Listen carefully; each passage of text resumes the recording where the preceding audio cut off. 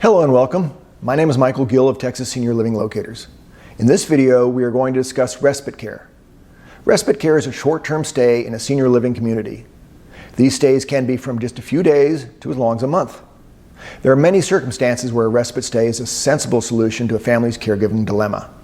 The caregiving dilemma usually happens when a person's caregiving needs are either unusually high, such as with dementia, or have persisted for an unusually long time. The primary reason for a respite stay is caregiver burnout, when the caregiver needs time off for self-care and restoration. This applies to both spouses and family members as well. Studies have shown the stress of caregiving can take years off a caregiver's life, as fatigue, worry, isolation, and self-neglect take their toll. So think of a respite stay as a sanity saver exercise.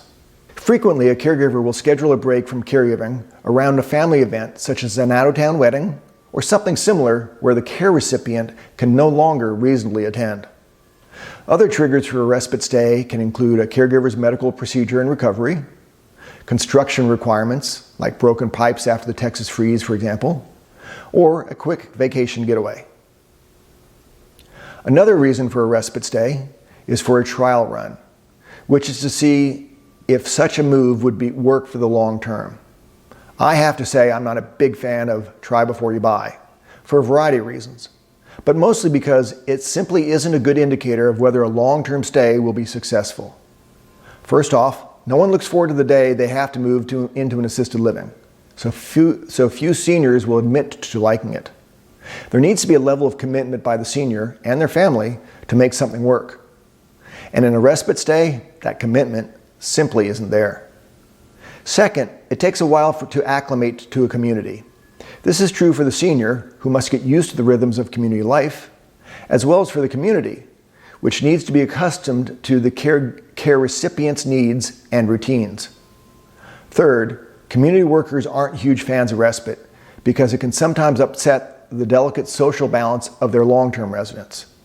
Plus, it's a lot of work to bring in a respite resident and requires just as much paperwork as a permanent resident. Communities do respite stays mostly for marketing purposes, hoping, eventually, for a permanent move-in. Memory care respite stays are the most challenging for the obvious reason the senior with dementia is often less flexible in his or her routine. For these seniors, respite can be disorienting and anxiety-producing, and can even trigger post-respite behaviors when the senior returns to his or her home and normal routine. I usually caution people whose loved one has dementia to try a stay-at-home respite instead, if possible. This is where a temporary caregiver comes to the house to stay, and the permanent caregiver leaves to go somewhere else. This can be more expensive and more difficult to arrange, except when family can be the temporary caregiver.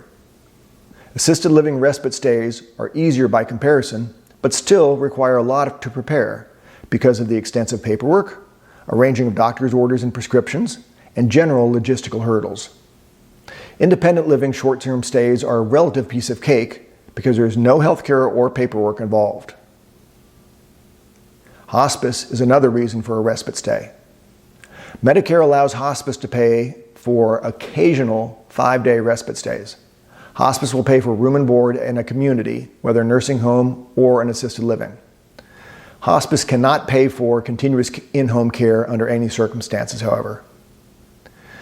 Hospice pays for respite stays in recognition of the stress caregivers live with when caring for a loved one at the end of life.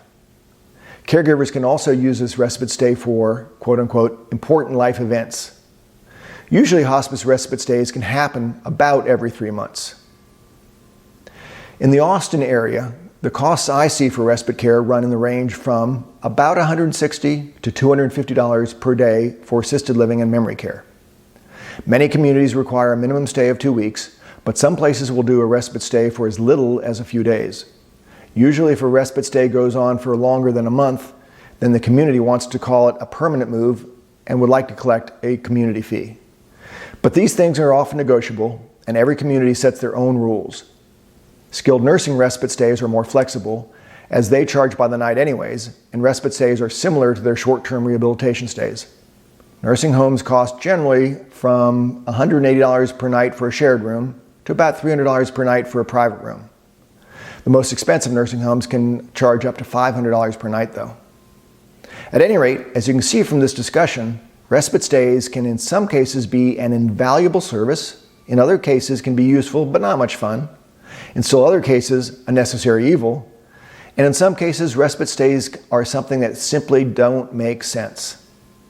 My name is Michael Gill with Texas Senior Living Locators, and I hope this discussion has provided you food for thought when considering a respite stay. As ever, if you are considering a move to assisted living, independent living, or memory care in the Austin, Texas area, please give me a call at 512-630-7133. Thank you and good day.